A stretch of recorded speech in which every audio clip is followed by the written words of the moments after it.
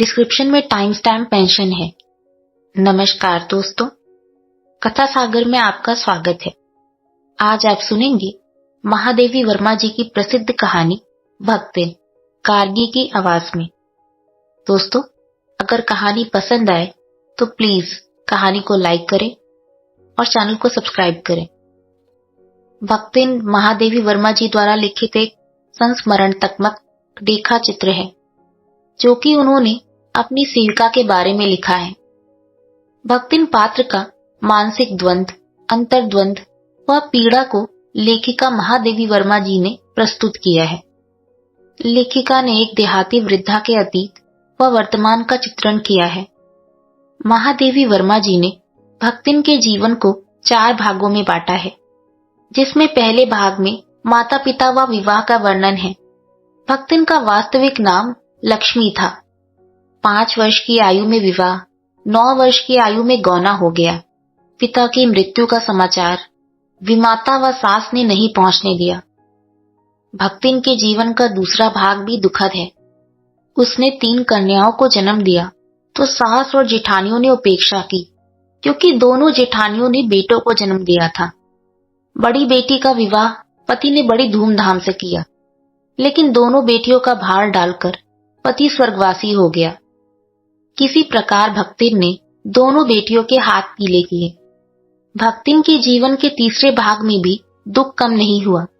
बड़ी बेटी विधवा हो गई। जेठ के बड़े बेटे ने अपने साले का विवाह अपनी बहन से करवाना चाहा तो उसने नापसंद कर दिया। पारिवारिक द्वेष में गाय ढोर खेती बाड़ी सब झुलस गए। एक बार लगान ना दे पाने के कारण जमींदार ने उसे दिन भर कड़ी धूप में खड़ा रखा। भक्तिन अपमान का कलंक सह ना पाई। कमाई के लिए लेखिका के घर में सेविका बन गई। भक्तिन के जीवन के चौथे भाग में वह लेखिका के घर में सेविका के तौर पर काम करने लगी। लेखिका की सेवा करना उसका धर्म बन गया था। युद्ध के समय भक्तिन के बेटी दामाद जब लेने आए तो वह लेखिका को अकेले छोड़कर जाने को तैयार न हुई। इस प्रकार हम देखते हैं कि भक्तिन के रूप में आदर्श सेविका का रूप प्रस्तुत किया गया है। वह अपने चरित्र व स्वभाव से सभी को अपना बना लेती है। कहानी का एक बेसिक आइडिया दे दिया है मैंने, तो चलिए कहानी स्टार्ट करते हैं। छोटे कद और दुबले शरीर वाली भक्तिन अपने पतले होठों के कोनों में दृढ़ संकल्प और छोटी आंखों में एक विचित्र समझदारी लेकर जिस दिन पहले पहले मेरे पास आ उपस्थित हुई थी, तब से आज तक एक युग का समय बीत चुका है। पर जब कोई जिज्ञासु उससे इस संबंध में प्रश्न कर बैठता है, तब वह पलकों को आधी पुतलियों तक गिराकर और चिंतन की मुद्रा में ठुड्डी कुछ ऊपर उठाकर विश्वास भरे कंठ से उत्तर देती है, तुम पंचय का बताई, यही 50 बरस से संग्रहित है। हम हिसाब से मैं 75 की ठहरती हूँ और वह 100 वर्ष की आयु भी पार कर जाती है। इसका भक्तिन को पता नहीं। पता हो भी तो संभवतः वह मेरे साथ बीते हुए समय में रत्ती भर भी कम ना करना चाहेगी। मुझे तो विश्वास होता जा रहा है कि कुछ वर्ष और बीत जाने पर वह मेरे साथ रहने के समय को खींच करके 100 वर्ष तक पहुंचा देगी, चाहे उसके हिसाब से मुझे 150 वर्ष की असंभव आयु का भार क्यों न ढोना पड़े। सेवक धर्म में हनुमान जी से स्पर्धा करने वाली भक्तिन किसी अंजना की पुत्री न होकर एक अनाम धन्य गोपालिका की कन्या है। नाम है लक्ष्मी अर्थात लक्ष्मी। पर जैसे मेरे नाम की विशालता मेरे लिए दुर्वाह है, वैसे ही लक्ष्मी की समृद्धि भक्तिन के कपाल की कुंचित रेखाओं में नहीं बन सकी। वैसे तो जीवन में प्रायः सभी को अपने अपने नाम का विरोधाभास लेकर जीना पड़ता है, पर भक्तिन बहुत समझदार है, क्योंकि वह अपना समृद्धि सूचक नाम किसी को बताती नहीं। केवल जब नौकरी की खोज में आई थी, तब ईमानदारी का परिचय देने के लिए उसने शेष इतिवृत्त के साथ यह भी बता दिया, पर इस प्रार्थना के साथ कि मैं कभी नाम का उपयोग ना करूं। उपनाम रखने की प्रतिभा होती तो मैं सबसे पहले उसका प्रयोग अपने ऊपर करती। इस तथ्य को वह देहातिन क्या जाने। इसी से जब मैंने कंठी माला देखकर उसका नया नामकरण किया, तब वह भक्तिन जैसे कावित्यहीन नाम को भी पाकर गदगद हो उठी। भक्तिन के जीवन का इतिवृत्त बिना जाने हुए उसके स्वभाव को पूर्णतः क्या अंशतः समझना भी कठिन होगा। वह ऐतिहासिक झूसी में गांव प्रसिद्ध एक सूरमा की इकलौती बेटी ही नहीं, विमाता की किंवदंती बन जाने वाली ममता की छाया में भी पली है। 5 वर्ष की वय में उसे हंडिया ग्राम के एक संपन्न गोपालक की सबसे छोटी पुत्र वधू बनाकर पिता के शास्त्र से 2 पग आगे रहने की ख्याति कमाई और 9 वर्षीय युवती का गौना देकर विमाता ने बिना मांगी पराया धन लौटाने वाले महाजन का पुण्य लूटा। पिता का उस पर अगाध प्रेम होने के कारण स्वभावतः ईर्ष्यालु और संपत्ति की रक्षा में सतर्क विमाता ने उसके मरणांतक रोग का समाचार तब भेजा जब वह मृत्यु की सूचना भी बन चुका था। रोने पिटने के अपशकुन से बचने के लिए सास ने भी उसे कुछ न बताया। बहुत दिन से नैहर नहीं गई, सो जाकर देख आवे, यही कहकर और पहना उड़ाकर सास ने उसे विदा कर दिया। इस अप्रत्याशित अनुग्रह ने उसके पैरों में जो पंख लगा दिए थे वे गांव की सीमा में पहुंचते ही झड़ गए। हाय लक्ष्मण आबाई की अस्पष्ट पुनरावृत्तियां और स्पष्ट सहानुभूति दृष्टियां उसे घर तक ठेल ले गईं, पर वहां न पिता का चिन्ह शेष था, न विमाता के व्यवहार में शिष्टाचार का लेश था। दुख से शिथिल और अपमान से जलती हुई वह उस घर में पानी भी बिना पिए उल्टे पैरों ससुराल लौट पड़ी। सास को खरी खोटी सुनाकर उसने विमाता पर आया हुआ क्रोध शांत किया और पति के ऊपर गहने फेंक फांक कर उसने पिता के चिर विच्छोह की मर्म व्यथा व्यक्त की। जीवन के दूसरे परिच्छेद में भी सुख की अपेक्षा दुख ही अधिक है। जब उसने गेहुए रंग और बटिया जैसे मुख वाली पहली कन्या के 2 संस्करण और कर डाले, तब सास और जेठानियों ने होठ भींच कर उपेक्षा प्रकट की। उचित भी था, क्योंकि सास 3 कमाऊ वीरों की विधात्री बनकर मचिया के ऊपर विराजमान पुरखिन के पद पर अभिषिक्त हो चुकी थी और दोनों जेठानियां काक भुषंडी जैसे काले लालों की क्रमबद्ध सृष्टि करके इस पद के लिए उम्मीदवार थी। छोटी बहू के लीक छोड़कर चलने के कारण उसे दंड मिलना आवश्यक हो गया। जेठानियां बैठकर लोक चर्चा करती और उनके कलूटे लड़के धूल उड़ाते। वह मट्ठा फेरती, कूटती, पीसती, रांधती और उसकी नन्ही लड़कियां गोबर उठाती, कंडे पातती। जेठानियां अपने भात पर सफेद राब रखकर गाढ़ा दूध डालती और अपने लड़कों को औटते हुए दूध पर से मलाई उतारकर खिलाती। वह काले गुड़ की डली के साथ कठौती में मट्ठा पाती और उसकी लड़कियां चने बाजरे की घुघरी चबाती।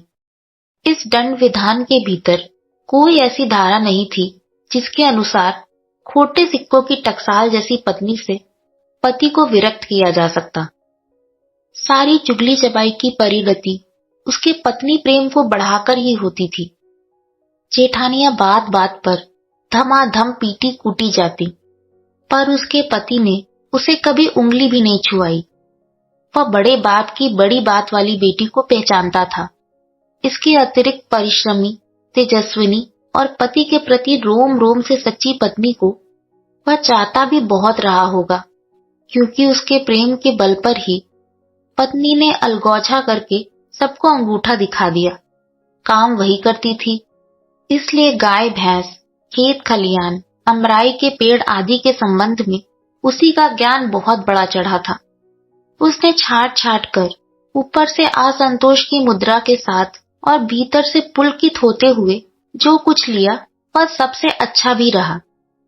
साथ ही परिश्रमी दंपत्ति के निरंतर प्रयास से उसका सोना बन जाना भी स्वाभाविक हो गया। धूमधाम से बड़ी लड़की का विवाह करने के उपरांत पति ने घरौंदे से खेलती हुई 2 कन्याओं और कच्ची गृहस्थी का भार 29 वर्ष की पत्नी पर छोड़कर संसार से विदा ली। जब वह मरा तब उसकी अवस्था 36 वर्ष से कुछ ही अधिक रही होगी, पर पत्नी आज उसे बुढ़ऊ कहकर स्मरण करती है। भक्तिन सोचती है कि जब वह बूढ़ी हो गई तब क्या परमात्मा के यहाँ वे भी न बुढ़ा गए होंगे, अतः उन्हें बुढ़ऊ न कहना उनका घोर अपमान है। हाँ, तो भक्तिन के हरे भरे खेत, मोटी ताजी गाय भैंसे और फलों से लदे पेड़ देखकर जेठ जिठौतों के मुंह में पानी भर आना ही स्वाभाविक था। इन सबकी प्राप्ति तो तभी संभव थी जब भयाहू दूसरा घर कर लेती, पर जन्म से खोटी भक्तिन इनके चकमे में आई ही नहीं। उसने क्रोध से पांव पटक पटक कर आंगन को कंपायमान करते हुए कहा, हम कुकरी बिलारी न हुई, हमार मन पुसई तो हम दूसरे के जाब, नाही तो तुहार पंचे की छाती पे होरा भूंजब और राज करब, समझे रहो। उसने ससुर, अजिया ससुर और जाने कै पीढ़ियों के ससुरगढ़ों की उपार्जित जगह जमीन में से सुई की नोक बराबर भी देने की उदारता नहीं दिखाई। इसके अतिरिक्त गुरु से कान फुकवा, कंठी बांधी और पति के नाम पर घी से चिकने केशों को समर्पित कर अपने कभी न टलने की घोषणा कर दी। भविष्य में भी संपत्ति सुरक्षित रखने के लिए उसने छोटी लड़कियों के हाथ पीले कर उन्हें ससुराल पहुंचाया और पति के चुने हुए बड़े दामाद को घर जमाई बनाकर रखा। इस प्रकार उसके जीवन का तीसरा परिच्छेद आरंभ हुआ। भक्तिन का दुर्भाग्य भी उससे कम हटी नहीं था। इसी से किशोरी से युवती होते ही बड़ी लड़की भी विधवा हो गई। भयाहू से पार न पा सकने वाले जेठों और काकी को परास्त करने के लिए कटिबद्ध जिठौतों ने आशा की एक किरण देख पाई। विधवा बहन के गठबंधन के लिए बड़ा जिठौत अपने तीतर लड़ाने वाले साले को बुला लाया, क्योंकि उसका हो जाने पर सब कुछ उन्हीं के अधिकार में रहता। भक्तिन की लड़की भी माँ से कम समझदार नहीं थी। इसी से उसने वर को नापसंद कर दिया। बाहर के बहनोई का आना चचेरे भाइयों के लिए सुविधाजनक नहीं था, अतः यह प्रस्ताव जहां का तहां रह गया। तब वे दोनों माँ बेटी खूब मन लगाकर अपनी संपत्ति की देखभाल करने लगी और मान न मान मैं तेरा मेहमान की कहावत चरितार्थ करने वाले वर के समर्थक उसे किसी न किसी प्रकार पति की पदवी पर अभिषिक्त करने का उपाय सोचने लगे। एक दिन माँ की अनुपस्थिति में वर महाशय ने बेटी की कोठरी में घुसकर भीतर से द्वार बंद कर लिया और उसके समर्थक गांव वालों को बुलाने लगे। युवती ने जब इस डकैत वर की मरम्मत कर कुंडी खोली, तब पंच बेचारे समस्या में पड़ गए। तीतरबाज युवक कहता था वह निमंत्रण पाकर भीतर गया और युवती उसके मुख पर अपनी 5 उंगलियों के उभार में इस निमंत्रण के अक्षर पढ़ने का अनुरोध करती थी।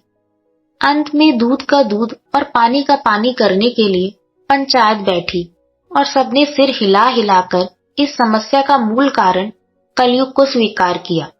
अपीलहीन फैसला हुआ कि चाहे उन दोनों में एक सच्चा हो, चाहे दोनों झूठे, पर जब वे एक कोठरी से निकले तब उनका पति पत्नी के रूप में रहना ही कलयुग के दोष का परिमार्जन कर सकता है। अपमानित बालिका ने होठ काटकर लहू निकाल लिया और माँ ने आग्नेय नेत्रों से गले पड़े दामाद को देखा। संबंध कुछ सुखकर नहीं हुआ, क्योंकि दामाद अब निश्चित होकर तीतर लड़ाता था और बेटी विवश क्रोध से जलती रहती थी। इतने यत्न से संभाले हुए गाय ढोर, खेती बाड़ी जब पारिवारिक द्वेष में ऐसे झुलस गए कि लगान अदा करना भी भारी हो गया, सुख से रहने की तो कौन कहे। अंत में एक बार लगान न पहुंचने पर जमींदार ने भक्तिन को बुलाकर दिन भर कड़ी धूप में खड़ा रखा। यह अपमान तो उसकी कर्मठता में सबसे बड़ा कलंक बन गया था। अतः दूसरे ही दिन भक्तिन कमाई के विचार से शहर आ पहुंची। खुटी हुई चाम को मोटी मैली धोती से ढाके और मानो सब प्रकार की आहट सुनने के लिए कान कपड़े से बाहर निकाले हुए भक्तिन जब मेरे यहाँ सेवक धर्म में दीक्षित हुई, तब उसके जीवन के चौथे और संभवतः अंतिम परिच्छेद का जो अंत हुआ, उसकी इति अभी दूर है। भक्तिन की वेशभूषा में गृहस्थ और वैरागी का सामिश्रण देखकर मैंने शंका से प्रश्न किया, क्या तुम खाना बनाना जानती हो? उत्तर में उसने ऊपर के होठों को सिकोड़ और नीचे के अधर को कुछ बड़ा कर आश्वासन की मुद्रा के साथ कहा, ई कौन बड़ी बात आए, रोटी बनाए जानी थे, दाल रांध लेई थे, साग सब्जी छौंक सकित है, और का बाकी रहा। दूसरे दिन तड़के ही सिर पर कई लोटे औंधा कर उसने मेरी धुली धोती जल के छींटों से पवित्र कर पहनी और पूर्व के अंधकार और मेरी दीवार से फूटते हुए सूर्य और पीपल को 2 लोटे जल से अभिनंदन किया। 2 मिनट नाक दबाकर जाप कर लेने के उपरांत जब वह कोयले की मोटी रेखा से अपने साम्राज्य की सीमा निश्चित कर चौके में प्रतिष्ठित हुई, तब मैंने समझ लिया कि इस सेवक का 7 टेढ़ी खीर है। अपने भोजन के संबंध में नितांत वीतराग होने पर भी मैं पाक विद्या के लिए परिवार से प्रख्यात हूँ और कोई भी पाक कुशल दूसरे के काम में नुक्ताचीनी किए बिना रह नहीं सकता। पर जब छूत पाक पर प्राण देने वाले व्यक्तियों का बात बात पर भूखा मरना स्मरण हो आया और भक्तिन की शंका कुल दृष्टि में छुपे हुए निषेध का अनुभव किया, तब कोयले की रेखा मेरे लिए लक्ष्मण के धनुष से खींची हुई रेखा के सामने दुर्लभ ही हो उठी। निरुपाय अपने कमरे में बिछौने में पड़कर नाक के ऊपर खुली हुई पुस्तक स्थापित कर मैं चौके में पीढ़े पर आसीन अनधिकार को भूलने का प्रयास करने लगी। भोजन के समय जब मैंने अपनी निश्चित सीमा के भीतर निर्दिष्ट स्थान ग्रहण कर लिया, तब भक्ति ने प्रसन्नता से लबालब दृष्टि और आत्मतुष्टि से आप्लावित मुस्कुराहट के साथ मेरी फूल की थाली में 1 अंगुल मोटी और गहरी काली चित्तीदार 4 रोटियां रखकर उसे टेढ़ी कर गाढ़ी दाल परोस दी। पर जब उसके उत्साह पर तुषारपात करते हुए मैंने रुआसे भाव से कहा, यह क्या बनाया है, तब वह हतबुद्धि हो रही। रोटियां अच्छी सेकने के प्रयास में कुछ अधिक खरी हो गई हैं, पर अच्छी हैं। तरकारियां थीं, पर जब दाल बनी है तब उनका क्या काम। शाम को दाल ना बनाकर तरकारी बना दी जाएगी। दूध घी मुझे अच्छा नहीं लगता, नहीं तो सब ठीक हो जाता। अब ना हो तो आमचूर और लाल मिर्च की चटनी पीस ली जाए। उससे भी काम ना चले तो वह गांव से लाई हुई गठरी में से थोड़ा सा गुड़ दे देगी। और शहर के लोग क्या कलाबत्तू खाते हैं? फिर वह कुछ अनाड़िन या फूहड़ नहीं। उसके ससुर, पतिया ससुर, अजिया सास आदि ने उसकी पाक कुशलता के लिए ना जाने कितने मौखिक प्रमाण पत्र दे डाले हैं। भक्तिन के इस सार गर्भित लेक्चर का प्रभाव यह हुआ कि मैं मीठे से विरक्ति के कारण, बिना गुड़ के और घी से आरुचि के कारण रूखी दाल से एक मोटी रोटी खाकर बहुत ठाठ से यूनिवर्सिटी पहुंची और न्याय सूत्र पढ़ते पढ़ते शहर और देहात के जीवन के इस अंतर पर विचार करती रही। अलग भोजन की व्यवस्था करनी पड़ी थी अपने गिरते हुए स्वास्थ्य और परिवार वालों की चिंता निवारण के लिए, पर प्रबंध ऐसा हो गया कि उपचार का प्रश्न ही खो गया। इस देहाती वृद्धा ने जीवन की सरलता के प्रति मुझे इतना जागृत कर दिया था कि मैं अपनी असुविधाएं छिपाने लगी। सुविधाओं की चिंता करना तो दूर की बात। इसके अतिरिक्त भक्तिन का स्वभाव ही ऐसा बन चुका है कि वह दूसरों को अपने मन के अनुसार बना लेना चाहती है, पर अपने संबंध में किसी प्रकार के परिवर्तन की कल्पना तक उसके लिए संभव नहीं। इसी से आज मैं अधिक देहाती हूँ, पर उसे शहर की हवा तक नहीं लग पाई। मकई का रात को बना दलिया सवेरे मट्ठे से सोंधा लगता है। बाजरे के तिल लगाकर बनाए हुए पुए गरम कम अच्छे लगते हैं। ज्वार के भुने हुए भुट्टे के हरे दानों की खिचड़ी स्वादिष्ट होती है। सफेद महुए की लपसी संसार भर के हलवे को लज्जा सकती है आदि वह मुझे क्रियात्मक रूप से सिखाती रहती है। पर यहाँ का रसगुल्ला तक भक्तिन के पोपले मुंह में प्रवेश करने का सौभाग्य नहीं प्राप्त कर सका। मेरे रात दिन नाराज होने पर भी उसने साफ धोती पहनना नहीं सीखा, पर मेरे स्वयं धोकर फैलाए हुए कपड़ों को भी वह तय करने के बहाने सिलवटों से भर देती है। मुझे उसने अपनी भाषा की अनेक दंत कथाएं कंठस्थ करा दी हैं, पर पुकारने पर वह आए के स्थान पर जी कहने का शिष्टाचार भी नहीं सीख सकती। भक्तिन अच्छी है यह कहना कठिन होगा, क्योंकि उसमें 2 गुणों का अभाव नहीं। वह सत्यवादी हरिश्चंद्र नहीं बन सकती, पर नरो व कुंजरो व कहने में भी विश्वास नहीं करती। मेरे इधर उधर पड़े पैसे रुपए भंडार घर की किसी मटकी में कैसे अंतरहित हो जाते हैं, यह रहस्य भी भक्तिन जानती है, और उस संबंध में किसी के संकेत करते ही वह उसे शास्त्रार्थ के लिए ऐसी चुनौती दे डालती है जिसको स्वीकार कर लेना किसी तर्क शिरोमणि के लिए संभव नहीं। यह उसका अपना घर ठहरा, पैसा रुपया जो इधर उधर पड़ा देखा संभाल कर रख लिया। यह क्या चोरी है? उसके जीवन का परम कर्तव्य मुझे प्रसन्न रखना है। जिस बात से मुझे क्रोध आ सकता है उसे बदलकर इधर उधर करके बताना क्या झूठ है? इतनी चोरी और इतना झूठ तो धर्मराज महाराज में भी होगा, नहीं तो वे भगवान जी को कैसे प्रसन्न रख सकते और संसार को कैसे चला सकते? शास्त्र का प्रश्न भी भक्तिन अपनी सुविधा के अनुसार सुलझा लेती है। मुझे स्त्रियों का सिर घुटाना अच्छा नहीं लगता, अतः मैंने भक्तिन को रोका। उसने आकुंठित भाव से उत्तर दिया कि शास्त्र में लिखा है। कौतूहलवश मैं भी पूछी बैठी, क्या लिखा है? तुरंत उत्तर मिला, तीरथ गए मुड़वाया सिद्ध। कौन से शास्त्र का यह रहस्यमय सूत्र है यह जान लेना मेरे लिए संभव ही नहीं था। अतः मैं हारकर मौन हो रही और भक्तिन का चूड़ा कर्म हर बृहस्पतिवार को एक दरिद्र नापति के गंगा जल से धुले उस्त्रे द्वारा यथाविधि निष्पन्न होता रहा। पर वह मूर्ख है या विद्या बुद्धि का महत्व नहीं जानती, यह कहना असत्य कहना है। अपनी विद्या के अभाव को वह मेरी पढ़ाई लिखाई पर अभिमान करके भर लेती है। एक बार जब मैंने सब काम करने वालों से अंगूठे के निशान के स्थान में हस्ताक्षर लेने का नियम बनाया, तब भक्तिन बड़े कष्ट में पड़ गई, क्योंकि एक तो उससे पढ़ने की मुसीबत नहीं उठाई जा सकती थी, दूसरे सब गाड़ीवान दाइयों के साथ बैठकर पढ़ना उसकी वयोवृद्धता का अपमान था। अतः उसने कहना आरंभ किया, हमार मालकिन तो दिन रात किताबन में ही गड़ी रहती हैं। अब हमहू पढ़े लिखे लागब तो घर गृहस्थी कौन देखे सुनी? पढ़ाने वाले और पढ़ने वाले दोनों पर इस तर्क का ऐसा प्रभाव पड़ा कि भक्तिन इंस्पेक्टर के सामने क्लास में घूम घूम कर किसी की आई की बनावट, किसी के हाथ की मंथरता, किसी की बुद्धि की मंदता पर टीका टिप्पणी करने का अधिकार पा गई। उसे तो अंगूठा निशानी देकर वेतन लेना नहीं होता, इसी से बिना पढ़े ही वह पढ़ने वालों की गुरु बन बैठी। वह अपने तर्क ही नहीं, तर्कहीनता के लिए भी प्रमाण खोज लेने में पटु है। अपने आप को महत्व देने के लिए ही वह अपनी मालकिन को असाधारणता देना चाहती है, और इसके लिए भी प्रमाण की खोज ढूंढ आवश्यक होती है।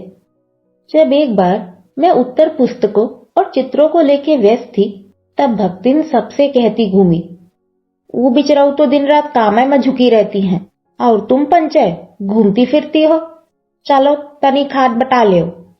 सब जानते थी कि ऐसे कामों में हाथ नहीं बटाया जा सकता, अतः उन्होंने अपनी असमर्थता प्रकट कर भक्तिन से पिन छुड़ाया।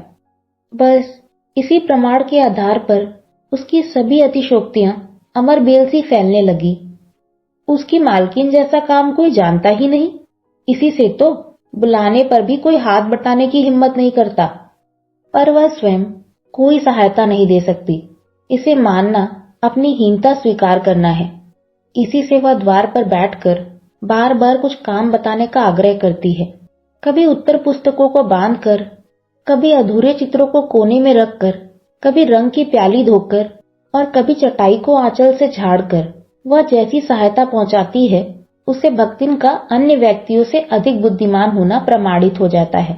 वह जानती है कि जब दूसरे मेरा हाथ बटाने की कल्पना तक नहीं कर सकते, तब वह सहायता की इच्छा को क्रियात्मक रूप देती है। इसी से मेरी किसी पुस्तक के प्रकाशित होने पर उसके मुख पर प्रसन्नता की आभा वैसे ही उद्भासित हो उठती है जैसे स्विच दबाने से बल्ब में छिपा आलोक। वह सूने में उसे बार बार छूकर, आंखों के निकट ले जाकर और सब ओर घुमा फिराकर मानो अपनी सहायता का अंश खोजती है, और उसकी दृष्टि में व्यक्त आत्मघोष कहता है कि उसे निराश नहीं होना पड़ता। यह स्वाभाविक भी है। किसी चित्र को पूरा करने में व्यस्त जब मैं बार बार कहने पर भी भोजन के लिए नहीं उठती, तब वह कभी कभी दही का शरबत, कभी तुलसी की चाय वहीं देकर भूख का कष्ट नहीं सहने देती। दिन भर के कार्यभार से छुट्टी पाकर जब मैं कोई लेख समाप्त करने या भाव को छंदबद्ध करने बैठती हूँ तब छात्रावास की रोशनी बुझ चुकती है। मेरी हिरनी सोना तख्त के पैताने फर्श पर बैठकर पागुर करना बंद कर देती है। कुत्ता बसंत छोटी मचिया पर पंजों में मुख रखकर आंखें मूंद लेता है और बिल्ली गोधुली मेरी तकिया पर सिकुड़कर सो रहती है। पर मुझे रात की निस्तब्धता में अकेली न छोड़ने के विचार से कोने में दरी के आसन पर बैठकर बिजली की चकाचौंध से आंखें मिचमिचाती हुई भक्तिन प्रशांत भाव से जागरण करती है। वह ऊँगती भी नहीं, क्योंकि मेरे सिर उठाते ही उसकी धुंधली दृष्टि मेरी आंखों का अनुसरण करने लगती है। यदि मैं सिरहाने रखे रैक की ओर देखती हूँ तो वह उठकर आवश्यक पुस्तक का रंग पूछती है। यदि मैं कलम रख देती हूँ तो वह स्याही उठा लाती है, और यदि मैं कागज एक ओर सरका देती हूँ तो वह दूसरी फाइल टटोलती है। बहुत रात गए सोने पर भी मैं जल्दी उठती हूँ, और भक्तिन को तो मुझसे भी पहले जागना पड़ता है। सोना उछल कूद के लिए बाहर जाने को आकुल रहती है। बसंत नित्य क्रम के लिए दरवाजा खुलवाना चाहता है, और गोधुली चिड़ियों की चहचहाहट में शिकार का आमंत्रण सुन लेती है। मेरे भ्रमण की भी एकांत साथिन भक्ति ही रही है। बद्री, केदार आदि के ऊंचे नीचे और तंग पहाड़ी रास्ते में जैसे वह हट करके मेरे आगे चलती रही है, वैसे ही गांव की धूल भरी पगडंडी पर मेरे पीछे रहना नहीं भूलती। किसी भी समय कहीं भी जाने के लिए प्रस्तुत होते ही मैं भक्तिन को छाया के समान साथ पाती हूँ।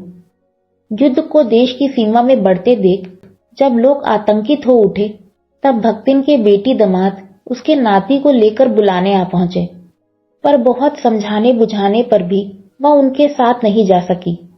सबको वह देख आती है, रुपया भेज देती है, पर उनके साथ रहने के लिए मेरा साथ छोड़ना आवश्यक है, जो संभवतः भक्तिन को जीवन के अंत तक स्वीकार ना होगा। जब गत वर्ष युद्ध के भूत ने वीरता के स्थान में पलायन वृत्ति जगा दी थी, तब भक्तिन पहली ही बार सेवक की विनीत मुद्रा के साथ मुझसे गांव चलने का अनुरोध करने आई। वह लकड़ी रखने के मचान पर अपनी नई धोती बिछाकर मेरे कपड़े रख देगी, दीवार में कीले गाड़कर और उन पर तख्ते रखकर मेरी किताबें सजा देगी, धान के पुआल का गोंदरा बनवाकर और उस पर अपना कंबल बिछाकर वह मेरे सोने का प्रबंध करेगी। मेरे रंग, स्याही आदि को नई हांडियों में संजो कर रख देगी और कागज पत्रों को छीके में यथाविधि एकत्र कर देगी। मेरे पास वहां जाकर रहने के लिए रुपया नहीं है। यह मैंने भक्तिन के प्रस्ताव को अवकाश न देने के लिए कहा था, पर उसके परिणाम ने मुझे विस्मित कर दिया। भक्तिन ने परम रहस्य का उद्घाटन करने की मुद्रा बनाकर और पोपला मुंह मेरे कानों के पास लाकर हौले हौले बताया कि उसके पास 5 बीसी और 5 रुपया गड़ा रखा है, उसी से वह सब प्रबंध कर लेगी। फिर लड़ाई तो कुछ अमरौती खाकर आई नहीं है। जब सब ठीक हो जाएगा तब यहीं लौट आएंगे। भक्तिन की कंजूसी के प्राण पूंजीभूत होते होते पर्वताकार बन चुके थे, परंतु इस उदारता के डायनामाइट ने क्षण भर में उन्हें उड़ा दिया। इतने थोड़े रुपए का कोई महत्व नहीं, परंतु रुपए के प्रति भक्तिन का अनुराग इतना प्रख्यात हो चुका है कि मेरे लिए उसका परित्याग मेरे महत्व की सीमा तक पहुंचा देता है। भक्तिन और मेरे बीच में सेवक स्वामी का संबंध है, यह कहना कठिन है, क्योंकि ऐसा कोई स्वामी नहीं हो सकता जो इच्छा होने पर भी सेवक को अपनी सेवा से हटा ना सके, और ऐसा कोई सेवक भी नहीं सुना गया जो स्वामी के चले जाने का आदेश पाकर अवज्ञा से हंस दे। भक्तिन को नौकर कहना उतना ही असंगत है जितना अपने घर में बारी बारी से आने जाने वाले अंधेरे उजाले और आंगन में फूलने वाले गुलाब और आम को सेवक मानना। वे जिस प्रकार एक अस्तित्व रखते हैं जिसे सार्थकता देने के लिए ही हमें दुख सुख देते हैं, उसी प्रकार भक्तिन का स्वतंत्र व्यक्तित्व अपने विकास के परिचय के लिए ही मेरे जीवन को घेरे हुए है। परिवार और परिस्थितियों के कारण स्वभाव में जो विषमताएं उत्पन्न हो गई हैं, उनके भीतर से एक स्नेह और सहानुभूति की आभा फूटती रहती है। इसी से उसके संपर्क में आने वाले व्यक्ति उसमें जीवन की सहज मार्मिकता ही पाते हैं। छात्रावास की बालिकाओं में से कोई अपनी चाय बनवाने के लिए देहली पर बैठी रहती है, कोई बाहर खड़ी मेरे लिए बने नाश्ते को चख कर उसके स्वाद की विवेचना करती रहती है। मेरे बाहर निकलते ही सब चिड़ियों के समान उड़ जाती हैं और भीतर आते ही यथास्थान विराजमान हो जाती हैं। इन्हें आने में रुकावट ना हो, संभवतः इसी से भक्तिन अपने दोनों जून का भोजन सवेरे ही बनाकर ऊपर के आले में रख देती है और खाते समय चौके का एक कोना धोकर पाक छत के सनातन नियम से समझौता कर लेती है। मेरे परिचितों और साहित्यिक बंधुओं से भी भक्तिन विशेष परिचित है, पर उनके प्रति भक्तिन के सम्मान की मात्रा मेरे प्रति उनके सम्मान की मात्रा पर निर्भर है और स्वभाव उनके प्रति मेरे सद्भाव से निश्चित होता है। इस संबंध में भक्तिन की सहज बुद्धि विस्मित कर देने वाली है। वह किसी को आकार प्रकार और वेशभूषा से स्मरण करती है और किसी को नाम के अपभ्रंश द्वारा। कवि और कविता के संबंध में उसका ज्ञान बढ़ा है, पर आदर भाव नहीं। किसी के लंबे बाल और अस्त व्यस्त वेशभूषा देखकर वह कह उठती है, काहू कविता लिखे जानत है। तुरंत ही उसकी अवज्ञा प्रकट हो जाती है। काबू कुछो करिए धरिए ना, बस गली गली गात बजात फिरी हैं। पर सबका दुख उसे प्रभावित करता है। विद्यार्थी वर्ग में से जब कोई कारागार का अतिथि हो जाता है, तब उस समाचार को व्यथित भक्तिन, बित्ता बित्ता भरे लड़कन का जेल, कलयुग रहा तउन रहा, अब परलय हो जई, उनकर माई का बड़े लाड तक लड़े का चाही, कहकर दिन भर सबको परेशान करती है। बापू से लेकर साधारण व्यक्ति तक सबके प्रति भक्तिन की सहानुभूति एक रस मिलती है। भक्तिन के संस्कार ऐसे हैं कि वह कारागार से वैसे ही डरती है जैसे यमलोक से। ऊंची दीवार देखते ही वह आंख मूंदकर बेहोश हो जाना चाहती है। उसकी यह कमजोरी इतनी प्रसिद्धि पा चुकी है कि लोग मेरे जेल जाने की संभावना बता बताकर उसे चिढ़ाते रहते हैं। वह डरती नहीं, यह कहना असत्य होगा, पर डर से भी अधिक महत्व मेरे साथ का ठहरता है। चुपचाप मुझसे पूछने लगती है कि वह अपनी कै धोती साबुन से साफ कर ले, जिससे मुझे वहां उसके लिए लज्जित न होना पड़े। क्या क्या सामान बांध ले, जिससे मुझे वहां किसी प्रकार की असुविधा ना हो सके। ऐसी यात्रा में किसी को किसी के साथ जाने का अधिकार नहीं। यह आश्वासन भक्तिन के लिए कोई मूल्य नहीं रखता। वह मेरे ना जाने की कल्पना से इतनी प्रसन्न नहीं होती जितनी अपने साथ ना जा सकने की संभावना से अपमानित। भला ऐसा अंधेर हो सकता है? जहां मालिक वहां नौकर। मालिक को ले जाकर बंद कर देने में इतना अन्याय नहीं, पर नौकर को अकेले मुफ्त छोड़ देने में पहाड़ के बराबर अन्याय है। ऐसा अन्याय होने पर भक्तिन को बड़े लाड तक लड़ना पड़ेगा। किसी की माँ यदि बड़े लाड तक नहीं लड़ी तो नहीं लड़े, पर भक्तिन का तो बिना लड़े काम ही नहीं चल सकता। ऐसे विषम प्रतिद्वंदियों की स्थिति कल्पना में भी दुर्लभ है। मैं प्रायः सोचती हूँ कि जब ऐसा बुलावा आ पहुंचेगा जिसमें न धोती साफ करने का अवकाश रहेगा, न सामान बांधने का, न भक्तिन को रुकने का अधिकार होगा, न मुझे रोकने का, तब चिरविदा के अंतिम क्षणों में यह देहातिन वृद्धा क्या करेगी और मैं क्या करूंगी? भक्तिन की कहानी अधूरी है, पर उसे खोकर मैं इसे पूरा नहीं करना चाहती। आप सुन रहे थे महादेवी वर्मा जी की कहानी भक्तिन, गार्गी की आवाज में। Thank you and have a good day.